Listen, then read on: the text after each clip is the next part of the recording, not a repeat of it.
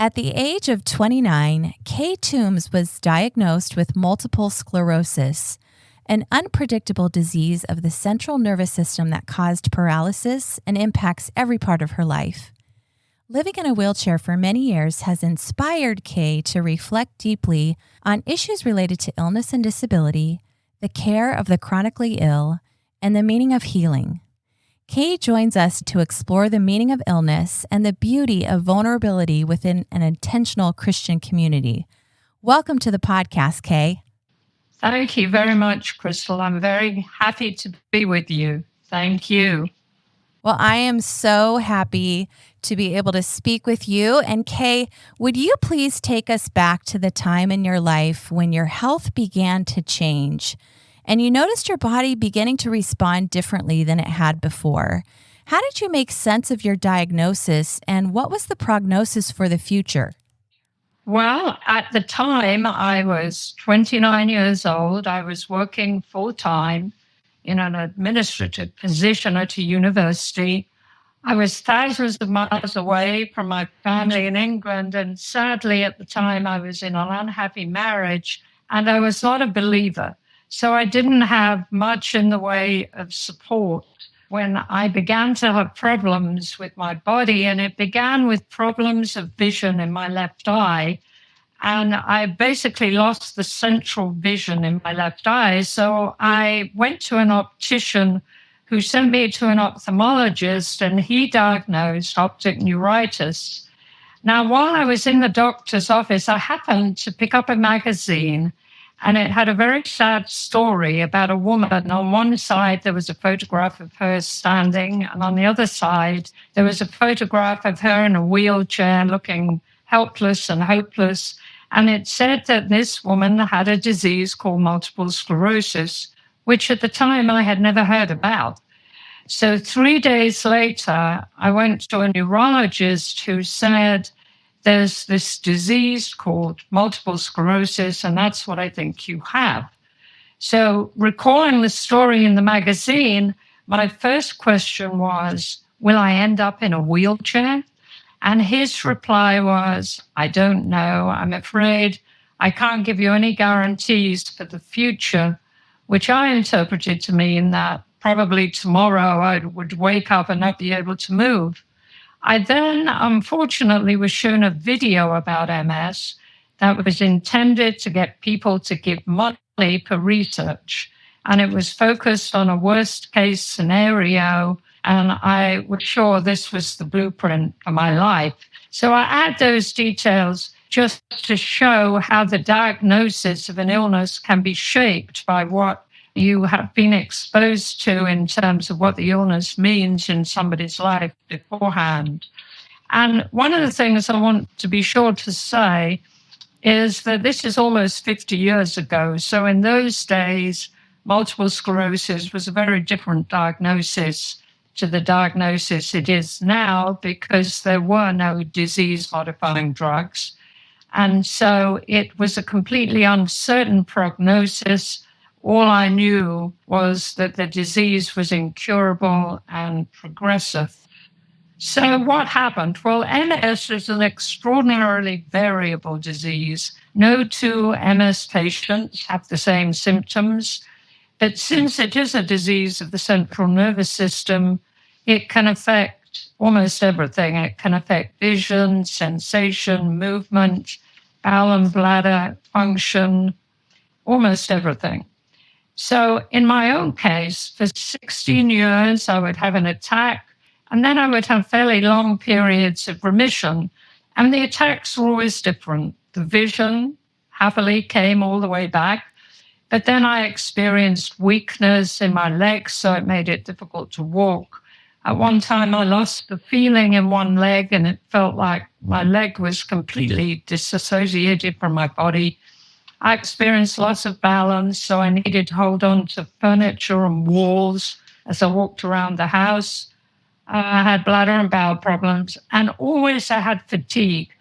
And I think many MS patients do suffer from debilitating fatigue. And the problem for that is that it's an invisible symptom. And so people don't understand when somebody who has this kind of an illness talks about how they're not able to do something because they're too tired. Well, over the years, as my illness progressed, I stopped having the acute attacks, but it went in sort of a slow, gradual progression of disability, and I would retain more of the symptoms. So first I had to use a cane to walk, then I used a walker, then I used a wheelchair. And gradually I ended up using the wheelchair full time. I've been in a wheelchair now for over 20 years, but I seem to have reached a plateau. So what did the prognosis mean for me? Well, at first I was terrified. I was sure I would be disabled immediately.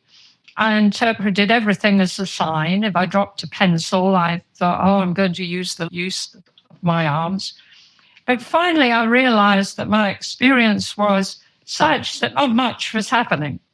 And I also made a decision, and the decision was I could not live in constant fear.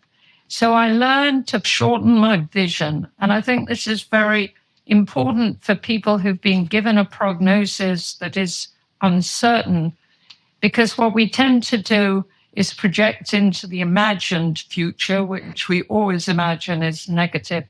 And so I wouldn't allow myself to do that. I decided that I would take each day as it comes.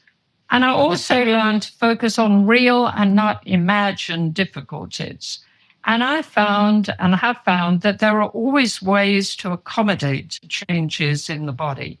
For example, instead of standing to lecture and getting very tired, I could use a stool. I could sit on a stool.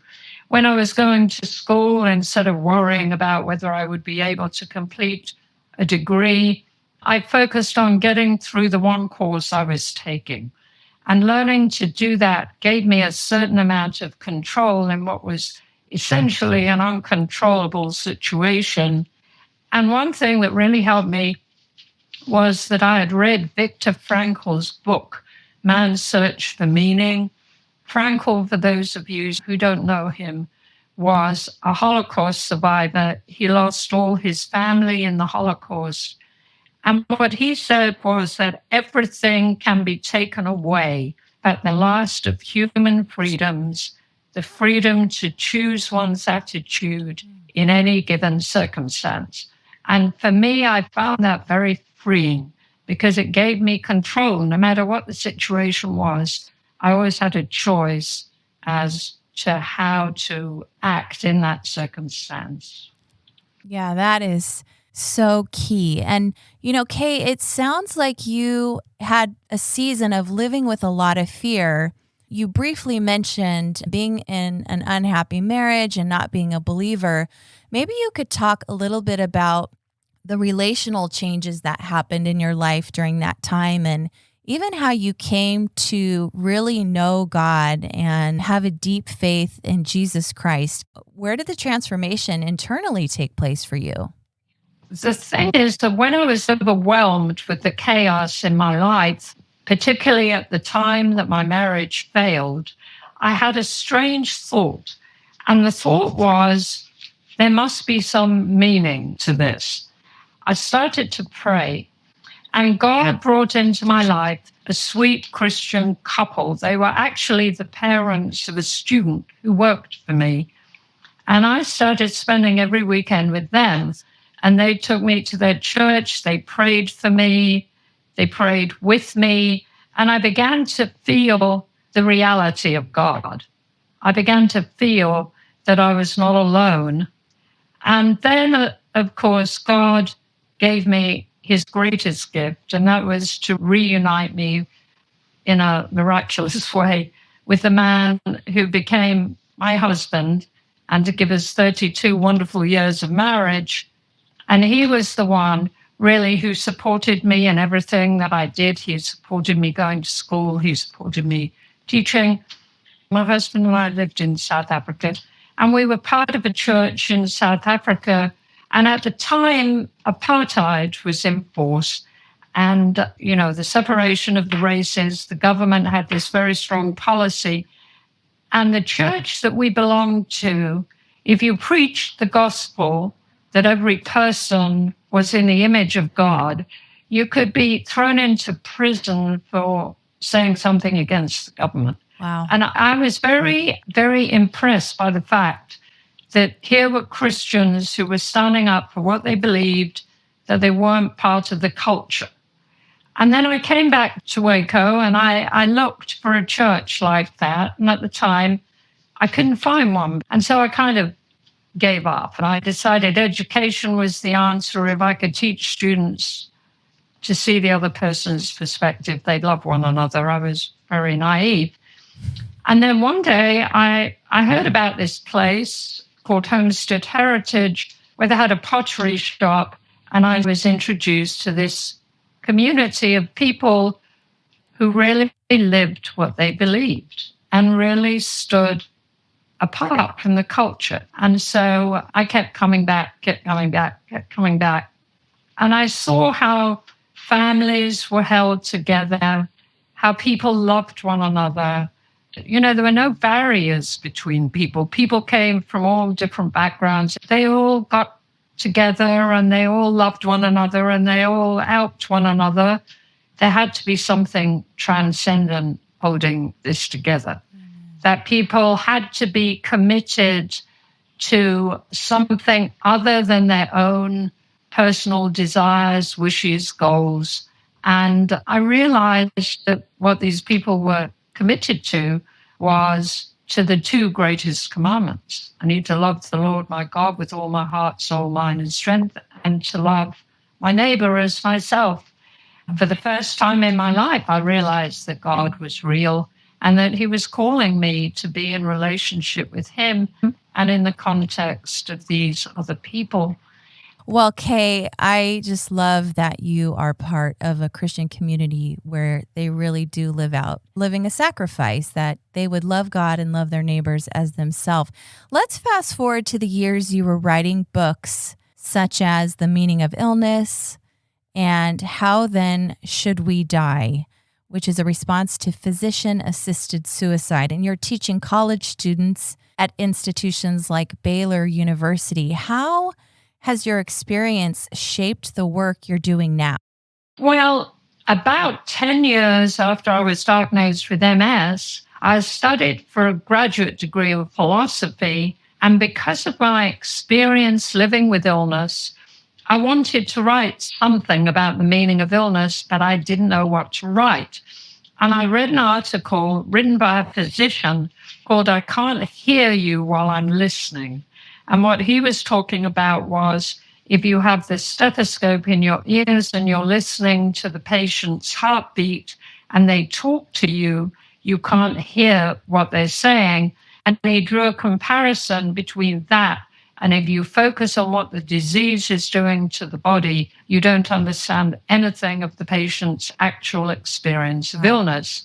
And I said, well, there is my topic, because I had been sort of concerned about the fact that when I went to my physician and we talked about my illness, we seemed to be talking about two different things, because he was focused on what was happening to my central nervous system, and I was focused on what was happening to my life. So I wrote that book. And then a doctor said to me, well, you have something to share with doctors, but they won't take you seriously unless you get a PhD. So that's when I did my try it and see if it'll work out. And I went and I got my PhD and I wrote again on the meaning of illness, and that book was published. And that opened the door, God opened the door for me then to go speak to nurses, doctors around the country, actually around North America and Europe, and to tell them how important it is to pay attention to the patient's experience, particularly in the case of chronic illness and terminal illness, where you can't just fix something and everything is okay. But at that time, what I basically was talking about was how cultural values shape the experience of illness and disability, because I was not a believer. Then when I came to God, the Lord showed me how I could use what I had talked about with regard to how cultural values shape the experience to contrast with that, with the Christian values and the values of Christian community that transform the meaning of illness, suffering, and dying. And so that's how the books, Living at the Boundary and How Then Should We Die, came about. And so why did I write about assisted suicide? Well, I was always interested in end-of-life issues and medical ethics, and became very concerned about how cultural values have pushed us into the acceptance of physician-assisted suicide and what that tends to say about people with disabilities. The assumption is they don't have lives that are worth living. And so that's what caused me to go ahead and write that book. And then when I was teaching at Baylor, I said, well, this is an opportunity to talk to students who are going to be doctors and nurses. And so I started a medical humanities course where I would get pre-med students and we would talk about the experience of illness and we'd read literature about the experience. And it really was my experience that these kids would come in, they were young, healthy, they didn't know anything about illness or disability. And by the end of the class, they really did have a sensitivity towards the issues that those of us living with illness do face. And so when I look back on my life, the one thing I know for sure is that if I had not had MS, I would never have considered focusing on these topics. And so my illness has been the foundation for all my life's work and has given me a wonderfully meaningful life for which I am very grateful. Amen. Well, you referenced your book, Living at the Boundary, Healing and Incurable Illness. And in it, you explain that the word healing shares the same root as the word whole, which is really fascinating. So why is this significant in light of what it really means to heal and be healed, especially when facing the challenges of something like MS or a chronic illness? Well, it's very important to recognize that there is a difference between curing and healing, and that one can be cured and not healed, and one can be healed and not cured. What healing means is that it's possible to retain personal wholeness and integrity, a feeling of self-worth, a sense of meaning in your life, regardless of the physical integrity of the body. So how can a person be cured and not healed? Well, I think of perhaps somebody, a woman who has a radical mastectomy because of cancer, and for whom the change in her body is a continued source of suffering. In that case, she may have been cured but not healed because she doesn't feel whole. And, there was an interesting study where they talked to cancer patients, some of whom were terminally ill, and 2/3 of them said that they felt themselves to be healthy. And by that, they meant that they felt a sense of wholeness in their lives. Now, the interesting thing is that this sense of wholeness was tied to what they called healing connections. It was tied to the sense of connectedness that they had to family, to other people, to friends, and for them, their sense of connectedness to God. And people who were most suffering were those who felt a sense of alienation, a sense of isolation from self and others, and a sense of meaninglessness. So one of the things that I do say to people who have a chronic illness, you can be healed in the sense that I feel that I'm healed, in the sense that I have a purposeful life. I'm surrounded by people who love me. I have connections. But I'm not cured, and I'll never be cured. But the other thing that's very important is that healing is not a solitary endeavor. We need other people to help us to heal. So every single one of us, we don't have to be a doctor or a nurse or a healthcare professional, can be a healer because we can be with others, be for others when they're going through the challenges of illness and help them to really feel a sense of healing. Well, I would love for you to talk more about that. I know that the values of contemporary culture have reshaped the meaning of illness. So, how do you challenge that belief as someone living with a degenerative disability and being surrounded by a truly authentic Christian community for many years now? What does that look like in your own life? And how has that played out? Like you said, in your healing, you have found purpose. And part of healing means deep connection with God and with others. We could not applaud that more. I think, yes, amen. It's isolation that actually causes a disconnect between so many things that God intended as good. Now, before I talk about the alternative values of Christian community, let me just say a couple of things about the values of the culture that are very unhelpful to those of us who live with illness and disability, actually to all of us. There is a very unrealistic emphasis on autonomy, on radical individualism, on independence, which de-emphasizes relationship. We're all told we're able to stand on our own 2 feet, look after ourselves, do our own thing. So dependence on others in contemporary culture is considered to be weakness.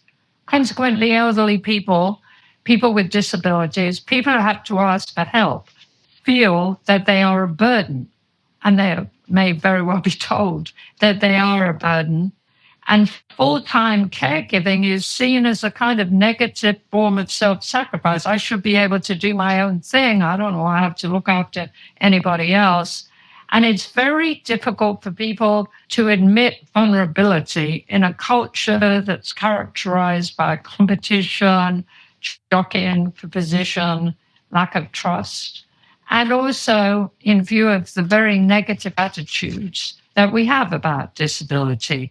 I mean, there is an emphasis on youth, beauty, physical fitness as an end, not necessarily as a means. So in the eyes of the able-bodied, and many of us want to say the temporarily able-bodied, Yes, amen. People with disabilities are often considered to have lives that are not worth living. And you see that very much in the case of physician-assisted suicide and euthanasia. It was interesting. They did an interesting study of emergency care workers who are the first people in the hospital to see somebody who comes in with a spinal cord injury. Only 18% of them said that it would be acceptable to them to live with a spinal cord injury, whereas 92% of people living with a spinal cord injury said that they were very happy to be alive and they had a meaningful life. So those are the main values that make it very difficult to live with illness. Thank you for listening to part 1 of my conversation with Kay. Join us for our next episode to hear part 2. Thank you for listening today. For more episodes, find us wherever you get your podcasts and be sure to subscribe. We'd also love it if you would tell a friend. And for more encouragement, follow Joni and Friends on Instagram, Facebook, or YouTube, and visit our website at joniandfriends.org/podcast. Thank you for listening to the Joni and Friends Ministry Podcast.